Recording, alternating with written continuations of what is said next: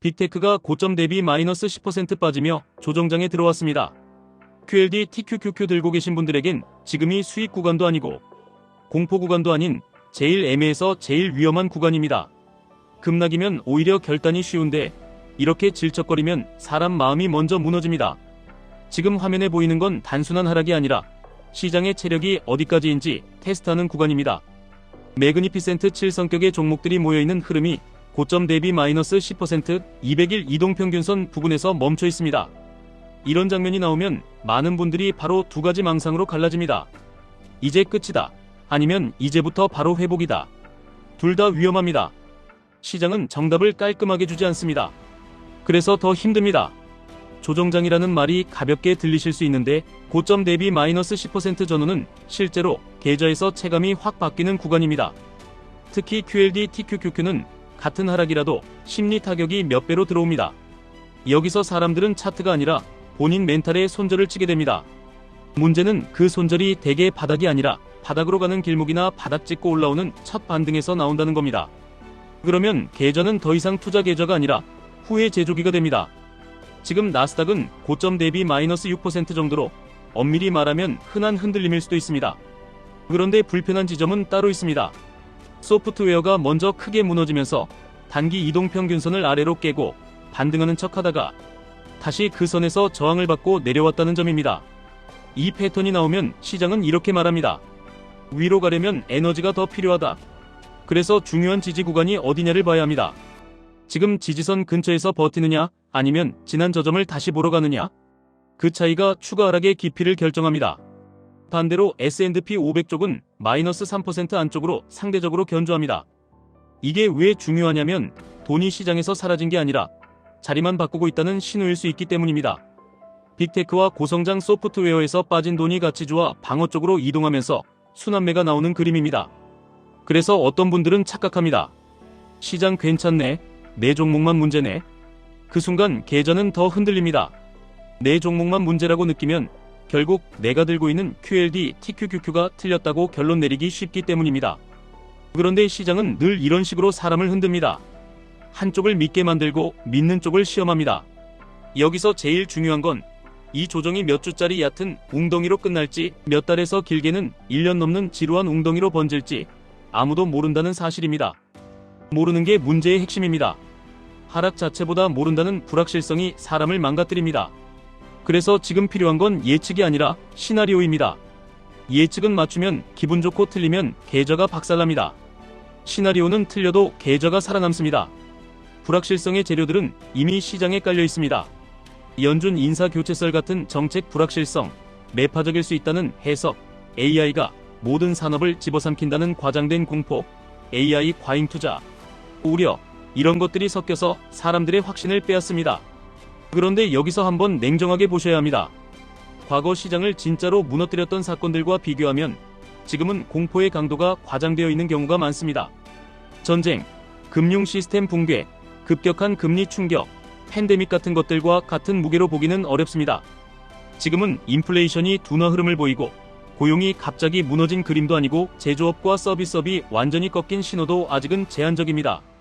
그러니 큰 방향에서 보면 이 구간은 위기라기보다 과정일 가능성이 큽니다.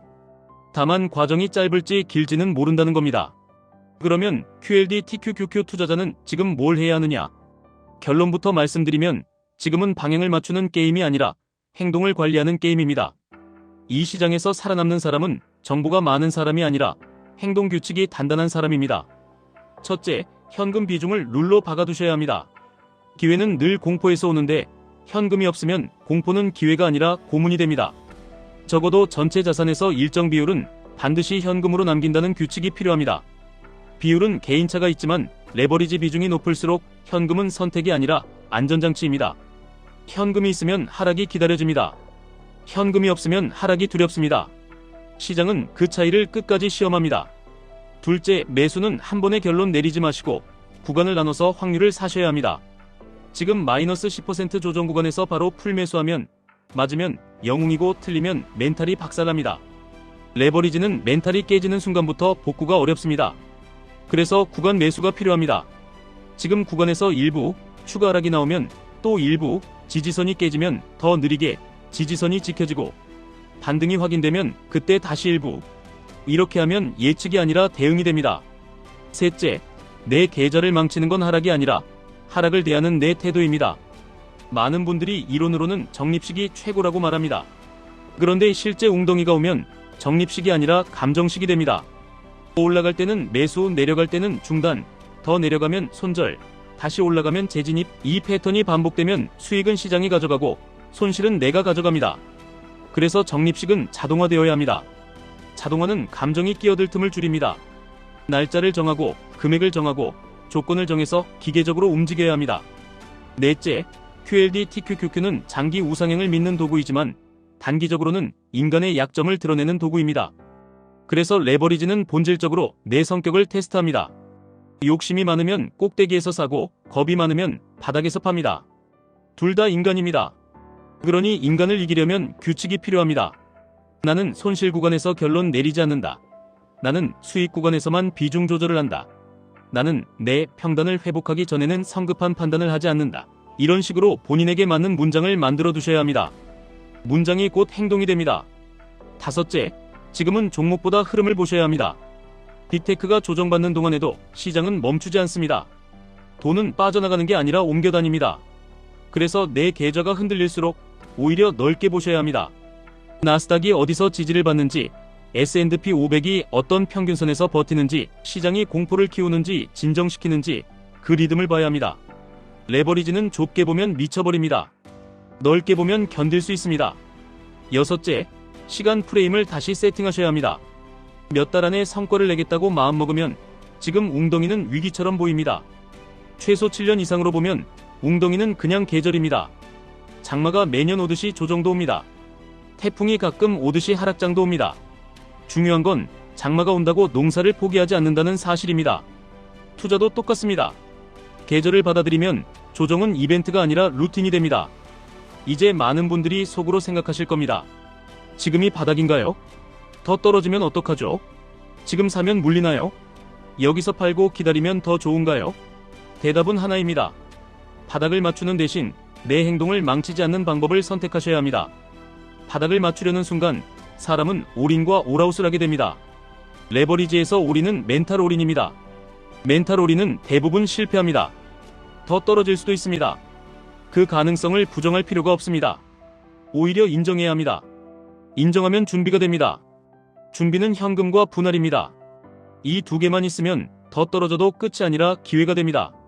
반대로 이 두 개가 없으면 조금만 떨어져도 계좌는 공포에 잠깁니다. 지금 사면 물릴 수도 있습니다. 그런데 그건 이상한 일이 아닙니다. 조정장에서는 누구나 물립니다. 중요한 건 물렸을 때 내가 무너지는가 아니면 계획대로 추가 매수할 수 있는가입니다.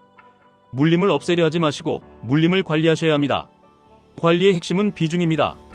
처음부터 비중을 과하게 태우지 않는 것, 그리고 더 내려갈 때도 내가 움직일 수 있는 여력을 남겨두는 것, 이게 전부입니다. 그리고 한 가지 더, 빅테크와 반도체, AI가 미래라는 말은 맞을 가능성이 높습니다.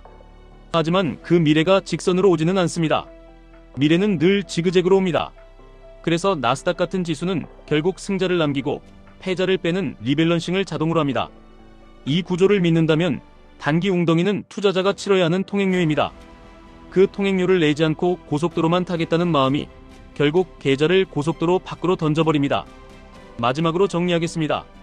지금은 공포가 아니라 애매함이 사람을 무너뜨리는 구간입니다. QLD TQQQ 투자자는 이 구간에서 예측을 버리고 현금과 분할과 시간으로 승부하셔야 합니다. 시장을 이기려 하지 마시고 내 행동을 지키는 사람이 되셔야 합니다. 그렇게만 하면 이번 조정이 얕든 깊든 결국 내 자산의 뼈대를 굵게 만드는 재료가 됩니다. 지금까지 1분 투자 하이젠버그였습니다.